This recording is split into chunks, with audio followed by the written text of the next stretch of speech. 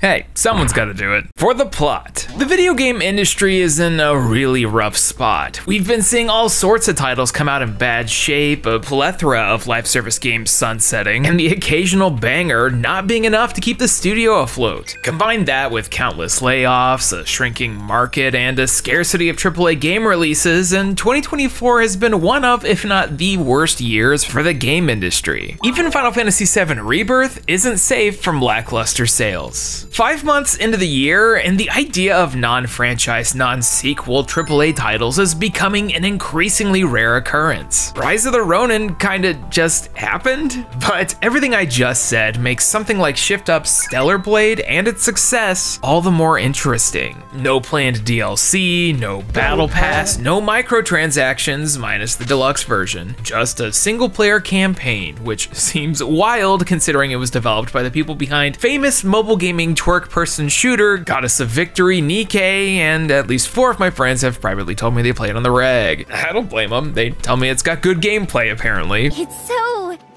big. Originally known as Project Eve and targeted as an 8th generation video game release, it had a long development cycle lasting at least 5 years from the original announcement. Over time, it eventually became a first-party release from Sony exclusive to the PlayStation 5, and you can really see that NieR mobile game money in action. Stellar Blade looked expensive, and with single-player spectacle action titles becoming increasingly rare, it was something me and a lot of others were looking forward to, even if some were looking forward to it for other reasons. Something wrong? Nope. Well, is it good? I've heard enough noise and discourse on the internet to want to try it for myself, so we're going in deep. Too deep, Sum 41 style. I've spent hours reading lore and data logs. I've tackled every single ounce of content Stellar Blade has to offer. Every trophy, new game plus, I've even become the master of fishing. Yes, Stellar Blade has a fishing minigame. Get ready for ham-fisted biblical references and lots of comparisons to cheesecake from the past. PN03, anyone? Nintendo GameCube, PN3. So yo, it's Austin, and today we're going 100% in on Stellar Blade, so you don't have to. I feel like despite this game having multiple showings across various press conferences, there really wasn't much to go off on the gameplay until the last few weeks before release. Sure, it was an action game, but what kind? So we're gonna be taking a look at as much as possible. That's the world, the gameplay, the challenges, and of course, some of that reception. Also, hey, we're doing a brand new release. Is that a direct retaliation to a YouTube comment that I got that said I only cover games on sale? That's right, I bought it day one myself, so maybe. Speaking of, before we get into it, I've got a word from today's sponsor, Vitcher. This here's the Vitcher Pro XR glasses, and these can be used for AR gaming. Living room in use, well, you can connect to one of many different sources and get to playing. The Pro XR glasses have adjustable lenses with an ultra clarity display, so you can really feel up and personal with the action. These things are anti-glare, anti-ghosting, and anti-motion sickness, so you can actually play them for a while. Trust me, I would know. There's no blurry edges around the screen, and the myopia adjustment will allow you to sharpen the focus specifically for your eyes. Vitcher sent me a pair of these to test out, and I somehow found myself laying down in my bed playing Vampire Survivors for 2 hours straight, like time was gone. The built-in speakers are pretty nice, and you can get a mobile deck which will allow you to plug in your Switch or Steam Deck and get up to an extra 20 hours of gaming. The XR Pro has a feature that uses electrochromatic film. If a room is too bright, you can simply press a button on the frame to block all external light to really get that immersion going. You can pair the glasses up with the Vitcher neckband, which will allow you to turn the whole thing into an Android-based system that gives you access to all sorts of apps, so you can watch movies, TV shows, or even connect to some of your consoles with cloud gaming and remote play. 8-Bit Do's also partnered up with Vitcher to release a limited edition Bluetooth controller that you can pair up with the device and really just get lost in the sauce. So Vitcher's teaming up with us to give y'all a special deal. If you click the link down in the description and use the code Austin, you can save 10% off your entire order. It's a great way to take your gaming library on the go. Also, make sure to share your experience on socials too at GetVitcher, or leave an Amazon review and you could win this controller for free. Check the link in the description today. Thanks to Vitcher for the sponsor, but for now, it's time for Stellar Blade. Did anyone else feel like this game came out of nowhere? I only ever saw Stellar Blade, or as it was originally known, Project Eve, tucked away in various showcases where they'd reel out game after game after world premiere. I don't know why, but it never really stuck in my brain. The original teaser Shift Up released just showed bits of a deserted world before a woman, presumably robotic, stepped out of a pod and does a dramatic turn with a monologue. Kinda nothing, though it is cool to see how much her design changed since 2019. Fast forward to 2021, the first actual trailer would happen in the PlayStation Showcase in September, and you can clearly see old Project Eve here was not gonna be escaping the NieR comparisons. But with the gameplay, we could see that Shift Up was gonna be aping a bit from Dark Souls, combined with that spectacle action of something like Bayonetta and Devil May Cry. You want witch time? You got it. Just starring a badass android chick and some funny camera angles. The premise from the trailers was simple. We've gotta retake Earth. Sure. If the character outfits and designs look kind of familiar and you're unsure as to why, there's a reason. South Korean developer Shift Up Corporation was founded by longtime game artist Young-tae Kim, who you might recognize from the Magna Carta series. No, not the British Document, the RPGs that hit the PlayStation 2 and Xbox 360. Maximalism is very common with Korean character and outfit design, which should be obvious if you played any number of free-to-play MMOs from the past. Which also means yes, anyone who's played Magna Carta was already familiar with his interesting character designs. You ever wanted man's side butt cleavage? Here you go. According to an interview Young had with game developer in 2010, this was supposed to make the audience feel a little awkward, but if you ask me, Sydney Vagrant story walked, so Magna Carta man could run. What, you got ridiculous outfits and body contortion fit for Cirque du Soleil? That's my Magna Carta. Which brings us to Project Eve, or as it became known in the September 22 State of Play, PlayStation 5 exclusive Stellar Blade. Now we've got more characters, a better look at the story they're trying to tell, and of course, old man beard physics. Honestly, it's more of the same, but that same looked interesting. Regardless of all these trailers, the interesting looking gameplay, and bleak world they showcased, it seemed like all anyone wanted to talk about was the main character, Eve, which, if we're being honest, is in the same vein as your 2Bs, Bayonettas, and Juliet Starlings. It's cheesecake, kinda grindhousey, and not even as ridiculous as some of those. Maybe there's a little Dead or Alive age parameter settings going on, but I think anyone going to purchase a copy of Stellar Blade knew what it was about. Me, I just like robots and the color green. I'm a simple man. So, close to release, April 2024, Stellar Blade hit store shelves while being surrounded by some of the most annoying discourse of all time, and all people wanted to talk about was costumes being altered by the day one patch. Young-tae Kim did an interview saying a whole bunch of stuff, but mostly, this is the final product that we want to show as the intended result. Stellar Blade finally came out with a strong 8 on Metacritic, an even higher user score, and now that people are making their way through this exclusive, it's evident that Shift Up made something that people are interested in. So yeah, cool. Let's talk about the video game. So, Stellar Blade. I didn't get a physical copy, so I can't hold something up, but it will be with me in spirit forever. Maybe. I was originally hesitant on whether or not I wanted to cover this, but I made sure to hit record when I started playing, and I'm sure glad that I did. I had two hopes. Number one, that it would fill that spectacle action need that I only get filled ever so often, and number two, that it would help launch a brand new studio into some kind of prominence. Is that what we got? Let's get into it. We really are in the 9th generation of video games, huh? Right out the gate, from just about every angle you look at Stellar Blade is one of the most visually advanced games I've ever seen, at least with the character models. The amount of actual high-fidelity AAA games coming out is few and far between, so when something pops out with this many ridiculous particle effects, reflections, and shiny textures, I guess I'm easily wowed. There's an obvious frame rate dip when you swap things into quality mode, but I think it's worth it. Stellar Blade throws you right into the action. The main menu goes from a view of the planet into a very to-the-point, send Airborne Squad 7 in to kill or capture the Alpha Nativas, then retake Earth. It's a sci-fi concept that's almost as old as the genre itself. A futuristic version of the Normandy invasion, starring a bunch of women in pods who can kick ass. You're a soldier for Mother Sphere in the colony of humans above the planet, and you've got a job to do. You may be asking, what are Natiba, or as they were originally known in Korean, Nay''Tibs. They're the supposed alien life form that's overrun the planet, and it's up to you to stop them. Except it's a massive failure that ends with everyone dying, and Eve being the sole survivor. It's surprisingly violent, earning that M rating. At this point, I assume that all the characters are aware that they are androids, as they refer to their physical forms as body frames. More on that later. Take this. It's first aid. And yeah, that was the Estus Flask. Dark Souls combat it is.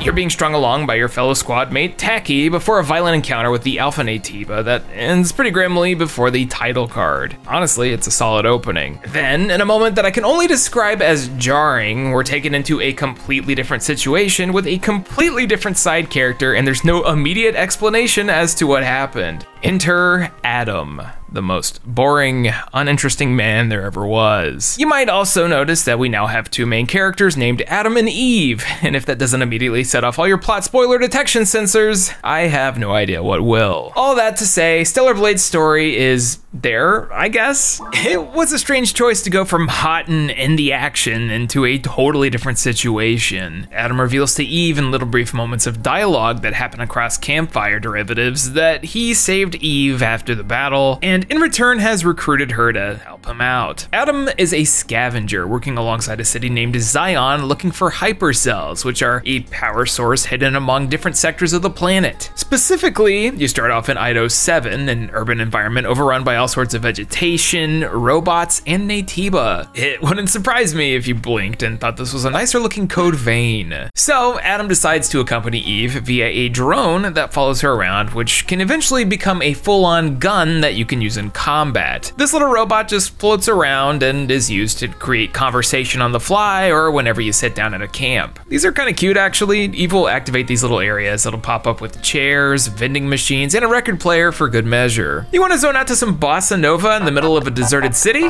It's a vibe for sure. Adam and Eve make their way through Ido 7, killing big fleshy creatures in what I can only refer to as Sekiro plus NieR. It's got the fancy movement and multi-button heavy light combos of NieR, but with the need to parry and stagger of the former. It strikes a balance between the two by being a little more forgiving about being smacked around with more than enough time to parry or dodge. Speaking of, parrying opens up the door to new entire combos you can whip out, some of which look real fancy. You'll just need to unlock them in the skill tree. There's a real gradual increase in Eve's moveset and power as you progress through the story. The basics might feel kind of slow at the start, but eventually you're zooming around and double jumping all over the place. At least you'll be doing it to what I can only call a truly banging soundtrack. 40% of the OST was done by NieR composer Keiichi Okabe's studio, Monaka, meaning once again Stellar Blade can't escape the Diet NieR accusations. Yeah, that's good shit. Eventually, you run into an Alpha Natiba, take him down. It's not very challenging. This game's not really difficult like you might expect. And then you're introduced to the final part of your main trio, Lily. She's the spunky engineer who was sent down prior to Eve arriving in the 5th Airborne Squad, who got separated, stuck, and is kind of vibing in a pod before being rescued. She's she's here. Lily's taken up the goofy younger sister slot in the party, where she'll bicker with Adam and admire Eve as a colleague, but similarly to Adam, doesn't have a real presence. A vast majority of these two characters' dialogue takes place in the field through a robot with no real expression, so it all comes off robotic, pun intended. With our generic standard cast of characters, we reach Zion, deliver the hypercell to their elder leader Oracle, and here's where the real Stellar Blade experience begins. Set off to collect more hypercells, bring peace to the citizens of Zion, discover little bits and pieces of humanity, and eventually retake Earth. And by that, I mean fashion, and also cans. A can? I like it. Everything I've described sounds like a real game, huh? Uninspired narrative aside, it does a lot of things that I wasn't expecting, frankly. Mostly because of the focus on butt. Not that it's bad, it's basically on the middle of the screen at all times. Which really begs the question, what exactly is Stellar Blade? I can tell you one thing for sure, it's a video game without a photo mode. With everything surrounding this game, how'd we skip out on a photo mode? Even freaking Balan Wonderworld had a photo mode. Stellar Blade is, at least to me, a game with a pretty big identity crisis, which may or may not tie into some of the central story beats actually. It's clearly okay with being cheesecake in some of the movements with its silly over-the-top body physics and certain outfits I'm not gonna highlight for too long because I wanna pay my bills. skills, but also, with a singular exception, puts no attention onto Eve's body. Maybe I'm used to seeing games like Senran Kagura, or the vast majority of fan servicey anime where there's a goofy noise and high-pitched screaming. Eve, instead, is a very serious character who goes through serious things and has one thing on her mind: the mission. And,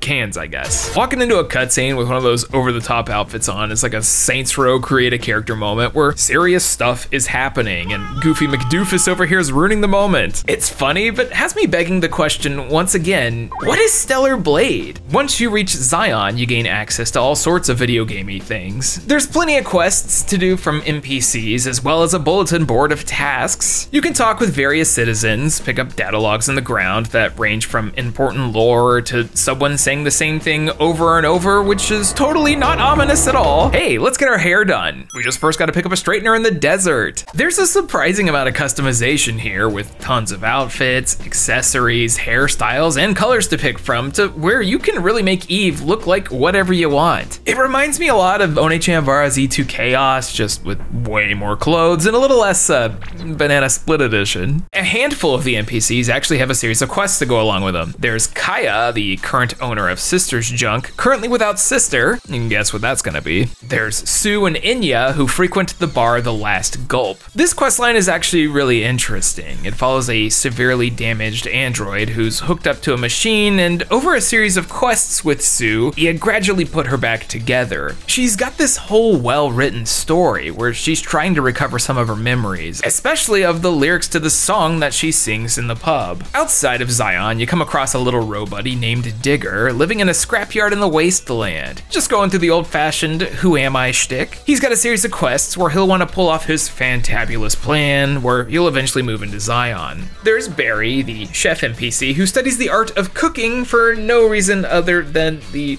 Gordon Ramsay-esque art of it. Roxanne sits by the quest board saying edgy things and flirting with Eve. You don't seem very likable. Wow, rude. All right. Also there's Kasim, the barber who doesn't mind talking mad How dull.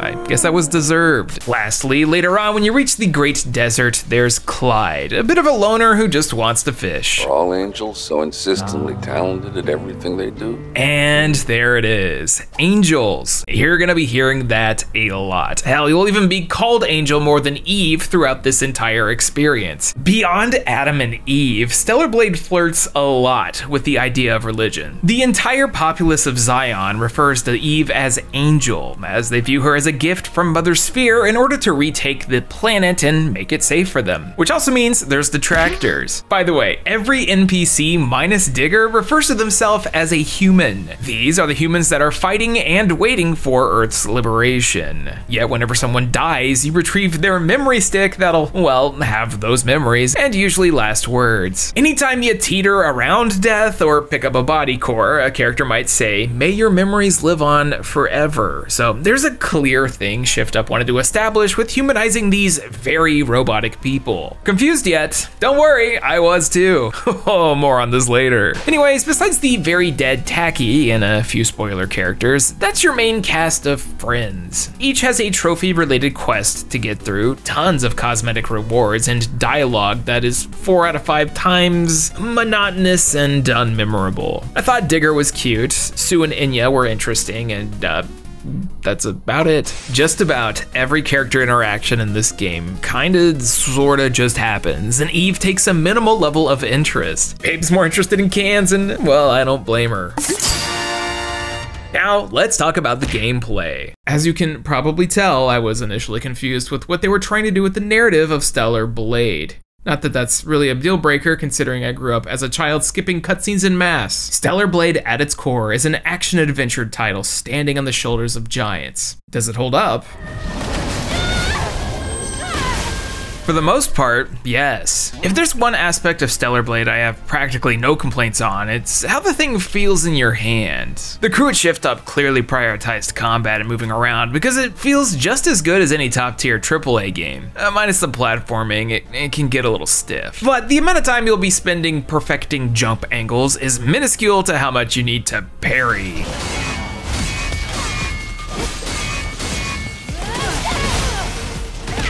Eve feels familiar right out of the gate. Her moveset hits that middle ground, and any Souls or Spectacle action fan should be right at home. You can lock onto enemies, flick between them, use iframes to dodge to the sides, and try to pull off parries. You've got a shield meter on the bottom left that'll deplete anytime you get hit while blocking, but a perfect parry will allow you to deflect, stagger, and get in for your own combos. A very standard action game setup. The big part are the skills. You've got skills for additional combos, skills to unlock branching combos from parries and perfect dodges, as well as the usage of burst and beta abilities. Yeah, that's right, we got the beta tree with 4 different upgradable beta skills, all which consume beta energy. The jokes write themselves. Beta energy can be gained by parrying or hitting dudes in combat, or with special equipment that you find laying around. And you'll be finding stuff all over the place. Stellar Blade is dense. There's chests, special crates, items on the ground, cans, costume blueprints, and boxes. If you use your NieR-esque environment scan ability, anything you can interact with appears yellow, and you're hard-pressed to not find something. Datalogs, body and beta cores, weird environmental storytelling, all of which gives you experience points for finding.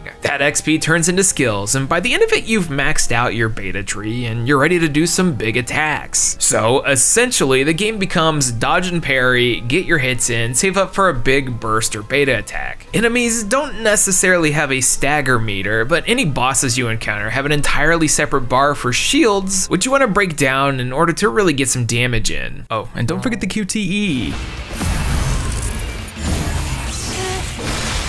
You might be thinking about the drone gun and how that factors in, and well, that's probably the weakest part of combat. The drone gradually unlocks different bullet types. There's a standard pistol, a shotgun, homing rockets, and even a charging laser. When you're in the heat of battle, especially with a boss, you might think you don't have time to whip these out. But actually, a vast majority of bosses get briefly stunned with each blast, meaning I guess I was fine to conserve my ammo to the last 3/4 of a health bar, knock the shields down, and spam bullets till I won. This happened multiple times. I almost felt like the guns made combat a little too easy, but we can probably just consider that a reward for being a good gamer. Speaking of, not all bosses are made equal. For some reason, while most of them I could take down within 3 attempts, there was one that decided to whip my ass up and down the street for a solid hour. You get a little mini quest where you have to retrieve some cargo that got lost in the sauce, and upon reaching the destination, there's a bunch of dead bodies and memory sticks, all of which are screaming and very dead. Then a revamped version of the first major boss, the Gigas, comes down and beats the crap out of you. I don't know if it was his erratic jumping patterns, but throughout the entire experience, until the end, nothing came close to this difficulty-wise. Or maybe it was just 3 in the morning and I was sleepy.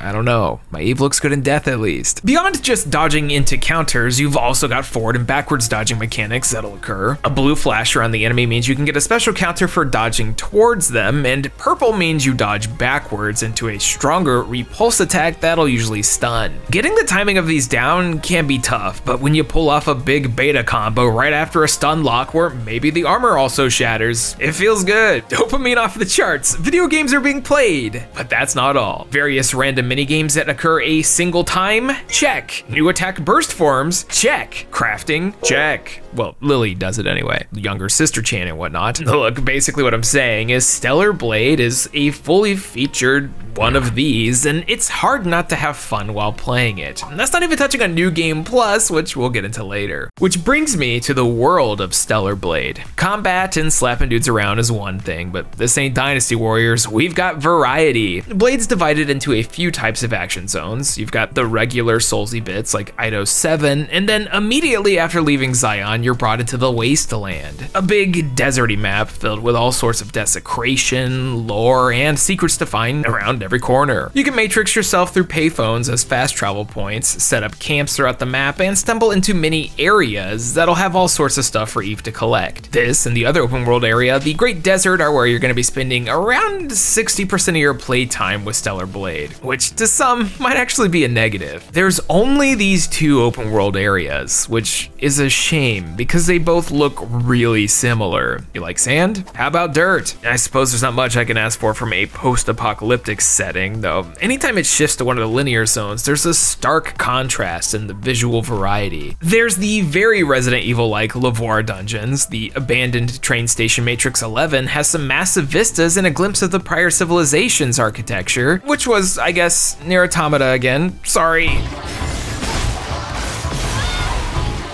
There's a few more locales that are spoilers, so I guess spoiler warning. Let's talk about the back half. I thought Stellar Blade had a bit of a wonky start after a solid beginning, but somewhere around the midway point, it begins to ramp up quite literally into space. Stellar Blade is grounded for a good bit of the experience. It follows a very standard structure where you're doing the main quest, grabbing the MacGuffins in order to power the city while also discovering that not everything is as it seems. Truthfully, this story has been done before, countless times. A bunch of world building and smaller quests reveal the true nature of Mother Sphere, the reason some citizens of Zion resent angels, the quote-unquote truth of what is really happening. It is, as you would expect, the NieR thing. The organization you were working for might actually be the bad guy. Who would have thought? It's so obvious out of the gate that it wasn't much of a revelation. Early on, you're able to find all sorts of memory sticks warning you about Mother Sphere, which puts the doubt in your head just as much as the fact that the main characters are named Adam and Eve. What do you mean the giant colony sending super robot soldiers down to Earth to retake it is bad?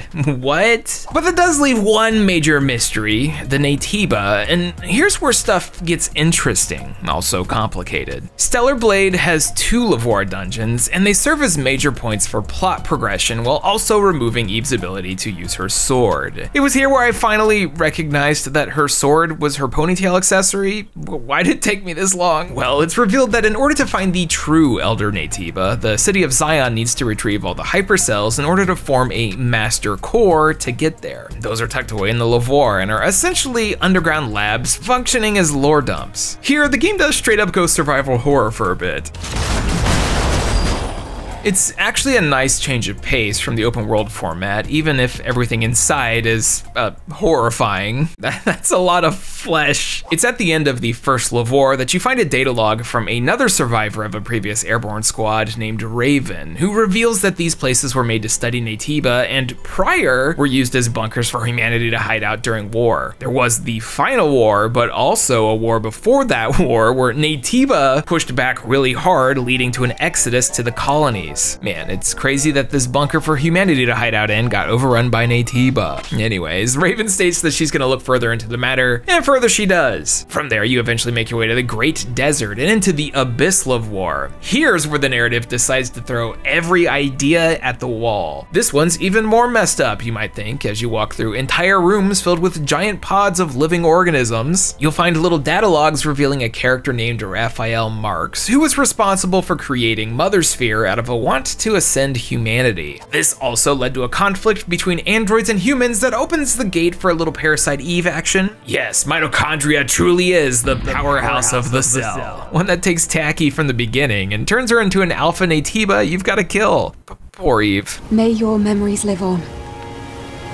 Forever.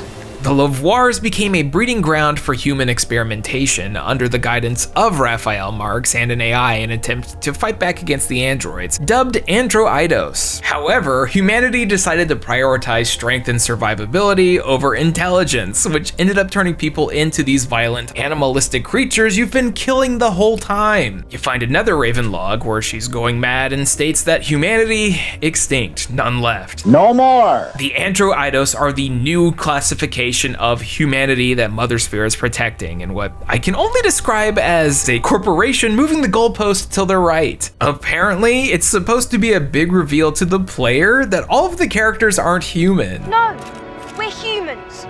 Humans with complete bodies, perfectly in harmony with machinery and living tissue.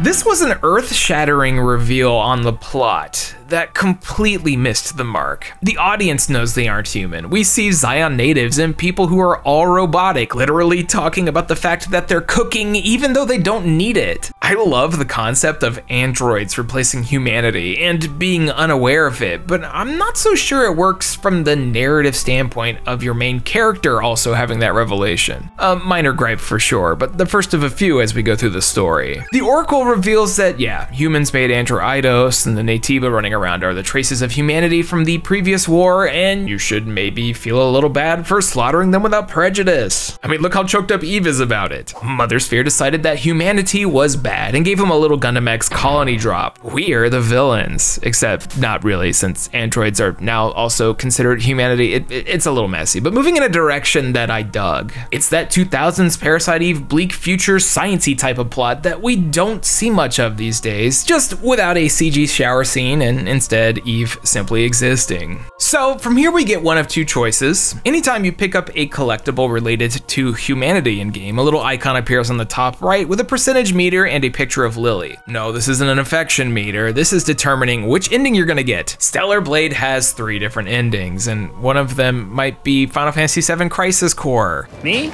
I can. In the interest of saving time here on my 100% journey, I decided to make a couple backup PlayStation Plus saves so I didn't have to replay the entire game 3 times. Can you blame me? However, I wasn't aware of the point of no return, so we're gonna be going with the full meter ending first. Let's get there. After Abyss Lavoir and a run-in with the Oracle, you're given a choice. Oracle states that the final hypercell is located atop a space elevator, Spire 4. But Lily expresses concern about something and wants to make a pit stop at a place called Eido 7. This is another city district completely destroyed and mostly flooded by water. You plow through this thing in your cool jean jacket, fighting hundreds of Natiba while grinding down a roller coaster before finding a greenhouse garden filled with animal life and trees. Welcome to Lily's Atelier.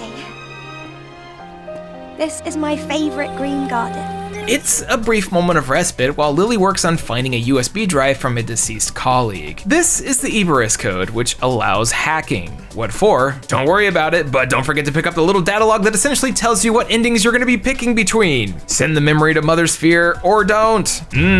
This little hour-and-a-half long chapter is the entire purpose of that meter, and if you're not maxed out at 100, it's simply skipped over, and instead, you pick up your bootstraps from Zion straight into Spire 4. AKA the best part of this game, AKA a nearly non-stop barrage of peak gaming. Your mission is simple. We're on the ground floor. We need to get back up to the colony. And also Adam's leaving the party for a while to return to Zion, which is not suspicious at all. I had spoken about my concerns for visual variety earlier. Well, they decided to toss it all into this 2-hour sequence at the end of the game. Spire 4 starts you off in a snowy mountainside, the massive orbit elevator in the distance. Then you hop into a military installation, grab a cute rabbit skin for your drone gun, and being totally weirded out here that all your enemies are these vile fusions of machine and flesh. A lot of baddies will do this thing after you destroy their robot bodies and claw around looking for a new host. It's pretty gross and a bit of foreshadowing for what's coming next. But before that, we got the hyper tube. It's really from the second you enter this tube that the most memorable parts of Stellar Blade happen. A lot of stuff from those initial trailers too. You're attacked by a robot flesh hybrid known as Bilal while sliding down the tube. It reminds me a lot of Blackheart from Marvel vs. Capcom actually. Dude's got freaking chainsaw swords and you get to fight him multiple times as he runs away from the first encounter. It's the first time I feel like we're getting those super cool action cutscenes where Eve's doing over-the-top anime nonsense and I'm loving it. What's next? A terrible turret sequence where you die almost instantly, but don't worry about that, we've got a space elevator. As you approach the spire, the visuals turn into this dystopian techie white. The series of 4 boss fights all have rockin' soundtracks and fun mechanics, and you get what's probably my favorite outfit in the game. At this point, the bits and pieces of lore you pick up are indicating that the Natiba ended up infecting its way up the entire space elevator and into the colony, causing Mother Sphere to eject entire pieces onto the planet for self-preservation. That created devastation like the Great Desert. The stories basically unfolded into the situation where humanity screwed itself over, leading to a never-ending conflict between a self-preserving robot AI and a self-preserving race of Natiba, all while a new race of classified humans, the Androidos, suffer thinking that they're the remnants of humanity. It's all so apocalyptic and screwed, but less interesting when you realize it's just copying NieR Automata's homework. framework. Different in execution, of course, but following such a similar path that it's hard not to draw parallels. But none of that matters. Look, I'm fighting a Japanese geisha robot. Some of the alpha Naytiba designs are awesome, and Caracol's up there. It doesn't stop though. Next up, you got the Demogorgon, the massive Naytiba that's taken over the entire colony. Look, I'm not saying that the visual of Eve flying through space while firing a laser through a giant hellish creature and colony isn't the coolest thing of all time, but it's pretty up there. Use all my body cell power to overcharge the railgun. What? But there's no way you'll survive. It's okay. This is what I was born to do. Surprising no one, Adam's absence led to the city of Zion being under attack, hence the point of no return. You fight that unidentified Naytiba from the beginning that introduces you to an instant kill mechanic like 20 hours into the experience and find out that, hey, it's actually Raven. Time for more lore, this time through a nasty old dying man. This is who I really am. I am the first of the Alpha Naytibas. Alpha Naytibas. To add a bit more weirdness into the mix, these are an attempt at fusing Naytibas and Androidos to become a new race. Oracle here was the original, and upon learning about this, Raven went mad and had a full heel turn. Mother Sphere, seen as God to the Androidos, had essentially redefined what it sees as humanity, which caused it to turn on the original humans and then Naytibas. So someone wanted to create a union of Android and Naytiba in order to achieve peace. Gee, I wonder who that could possibly be. Hey, has anyone seen Adam? After a really hard and exciting showdown with Raven that has the best battle music in the game, you enter the Nest, the final breeding grounds for Naytiba. In a twist surprising absolutely no one, you come across one winged Adam, who's revealed to be Raphael Marx, the dude who created Mother Sphere, the dude who guided humans to experiment on themselves. This dude ruined everything, basically doomed the whole planet, has little to no personality, and now we're expected to care about him. Really, this guy. Actually, there's a city where other survivors, besides me, live, thanks to the hypercell Eve acquired. They're safe, for the time being. He'd attempted to fuse Naytiba and Androidos together before, but it never ended well, hence the case with Raven. Turns out Raph is a Naytiba and thinks his fusion with Eve could potentially result in a perfect ending. A union between Adam and Eve. This was a miss. I feel like Stellar Blade had a lot of cool ideas going for it, but near the ending they decided to just throw as many ideas at the wall as possible to see what stuck, and I don't think many really did. Like I said earlier, they failed at writing characters. Adam just isn't interesting. He's got no discernible personality, nothing to really attach me to him as a player, and now I have to sit here, listen to him ramble, and make a choice. Welcome back to Pick Your Ending. Our contestant Eve's gotta make a choice. Does she A, take Adam's hand and attempt to create a true successor for humanity, or B, reject it and go back to Mother Sphere? The correct answer is A, actually. Side with the most boring man on the planet and become Super Eve. Ending 1, the true ending, making new memories. You take Adam's hand, fuse together, and talc Lily down and onto your side, but disliking the outcome, Mother Sphere hijacks her mech Providence and you have to fight that instead. Midway through the battle, since you're on that 100% route, Lily activates the Iberus code, does a little hacking, escapes, and you demolish the thing. Mother Sphere in physical form greets you on the ground and is like, that was pretty sick. I just gotta make sure you're the future now though, okay? And you're sent out with a reverse crisis core as the screen fades while Eve fights off hundreds of angels. It's pretty sick and also very anime. So this is your plan. I'll gladly play my part. Cuts to Lily putting in the final hypercell, powering the Master Core, and Eve standing watch over Zion ready to help lead and usher in a new era for a new humanity. Science? Screw it, a full-on shonen ending with even literal angel wings watching from above. The journey continues on. This one's definitely the canon ending if they're gonna make a sequel. Ending 2, the cost of lost memories. If you don't pick up the Iberus code and still side with Adam, you still fight Providence, except Lily's unable to eject herself. Instead, Mother Sphere decides to just zap her dead, hence the cost of the battle. Also, Lily says she prefers the old Eve as she dies in your arms before passing away, which I guess is the game's way of saying, I disagree! Mother Sphere once again comes down and says, haha man, That's crazy, and you crisis core your way out once again, but with no resolution. Her journey does not end. Ending 3. This one doesn't matter if you have the Uberus code or not. Instead of taking Adam's hand, you've decided to reject it all, leading to probably the coolest boss fight in the game. After Adam just sits there and takes it for a while, he ascends to his true form, the Elder Natiba, and it's in a full-on Elden Ring Bloodborne boss arena. You beat this dude, defeat Raphael Marx for all the stupid stuff he did, and truly doom the existence of humanity. You can tell both Lily and Eve feel instant regret over it all, since the nest completely shatters as they leave. Once again, Mother Sphere pops down, says thank you for your service, and provides you with a VIP spacecraft directly to the colony. Too bad the system's decided that Earth's just not worth having anymore. I don't even want to be around anymore. And that was the story, mostly pretty dire, but at least one of them shifted into full anime territory. Let's see, we got a whole bunch here. We got robot people thinking they're humans, establishing religious beliefs. We've got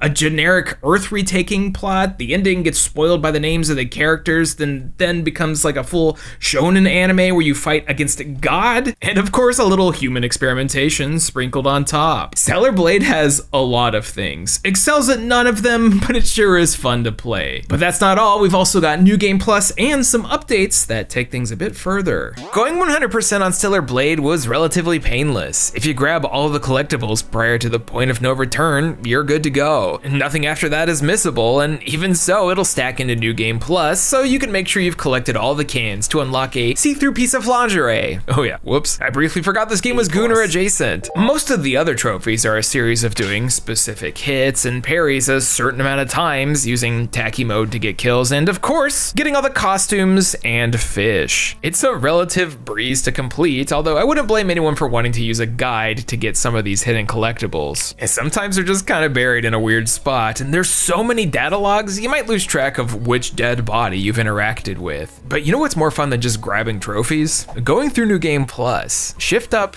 didn't need to do this, but instead of just giving us number increases on enemy health or whatever, they decided to go all out. Every costume has a variant, not just a different color either. Sometimes it'll have differing textures or a slight change to make it stand out. You also gain access to a whole new set of skills that make your previous beta energy attacks not just stronger, but more flashy. The Armor Destroyer goes from an upward kick into a full video game ass shredding spin, and all the other abilities go that hard too. You're rewarded for continuously playing the game another time with more content that would take a lot of time to design. According to the trophies, only 7.5% of players have completed New Game Plus too, so that's a lot of effort for such a small percentage of the audience. This is a very old school PlayStation 2 era video game design philosophy, and I applaud Shift Up for doing it. Ding, get the platinum trophy, everything's unlocked, good game. You know, typically I do these 100%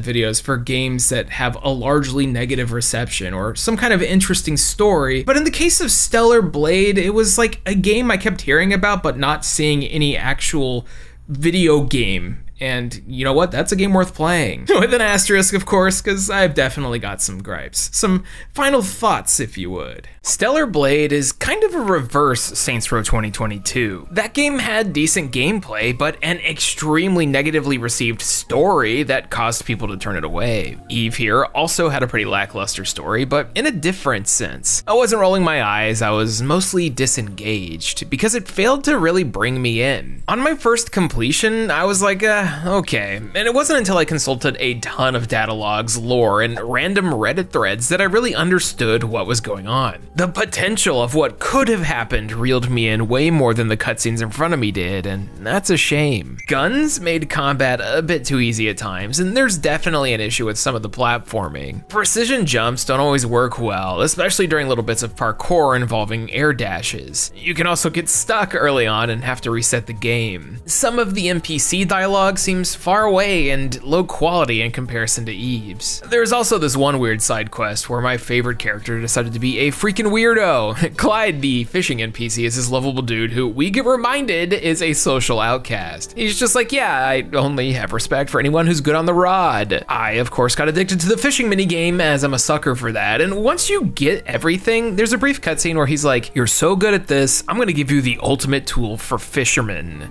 This is the fisherman's dream. Your ultimate tool. I've stupefied the angel. If this isn't the ultimate tool, I don't know what is.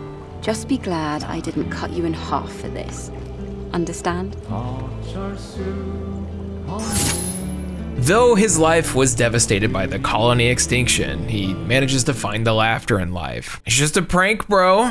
Anyways, fishing. Yeah, that rules. The minigame itself is pretty decent too, although I had to turn off the adaptive triggers because I could barely hold it in place. Oh, a big one! While we're at it, I might as well praise some of the little things. I love that you can change Eve's ponytail from long to short in the main menu. Heck, I love the sheer variety of outfits you can unlock, especially with the new Game Plus versions. The light blue sweater is one of my faves. There's 2 quests you can accept from the board that are asking Eve to do darker things like find drugs, and even if the player accepts the quest, Eve will turn it down. It's one of the only instances of her personality shining through. I think combat really excels in the boss fights, and it looks like Shift Up's gonna be adding a boss rush mode sometime real soon too, so you'll be able to test your mettle there. Pulling off a series of parries when an enemy's throwing the kitchen sink your way is immensely satisfying. Whenever there are little bits of character moments in dialogue, they stand out a ton. There's just not enough of them to really turn me around on the cast. Damn security code. Who taught you to talk like that? I think I learned it from Adam. The music, as I've stated before, is outstanding. The composer team here really knocked it out of the park, and I can put on multiple of the open world tracks on my car stereo and no one will blink an eye. The Wasteland theme and Raven's boss fight are 2 big standouts for me.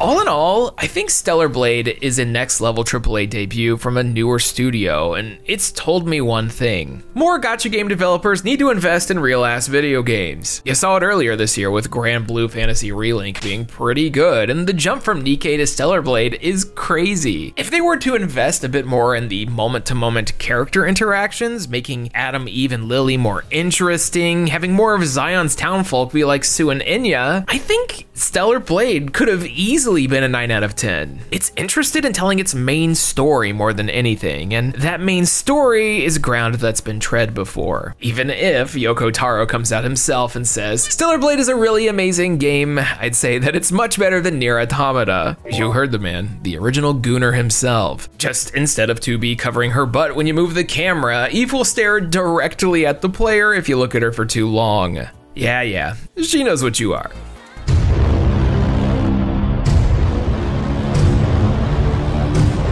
So, Stellar Blade 100% in the bag, so you don't have to, but maybe you should. Basically, the whole TLDR for this video is, despite a round figure, Stellar Blade's got a flat story. Out of all the deep dives we've done in recent memory, this was definitely my favorite to play. I mean, it didn't have a novel or anything, which, wow, Balan Wonderworld really is 3 years old now, huh?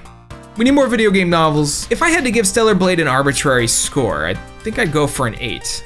An 8.5 even. It's got some sauce. It absolutely did get better when I played it a second time and marathon sprinted through all the lore, cause then I was taking it in, I was immersed in it. My entire life was Stellar Blade. All my friends kept telling me to shut up, but hey, that was me. That was my personality for like 3 weeks. Still is. It really is the 8. That should be a 9, and if anything, it has me excited for whatever Shift Up's gonna be making next. Comedy Gold, by the way, that Shift Up decides to release an update and a patch on the day I release this video. I did not plan that, meaning my trophy score is ruined and there's now an asterisk on the video that says no DLC.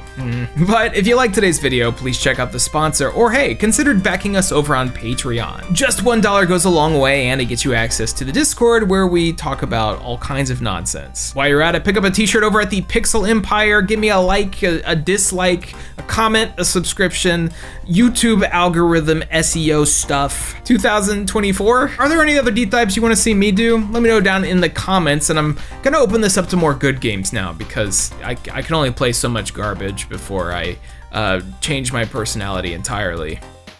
We don't want that. Anyways, I'm gonna head out for now. Thank you so much for watching. I've been Austin, and catch me next time when we talk about a couple forgotten games on a console that's older than most of you probably.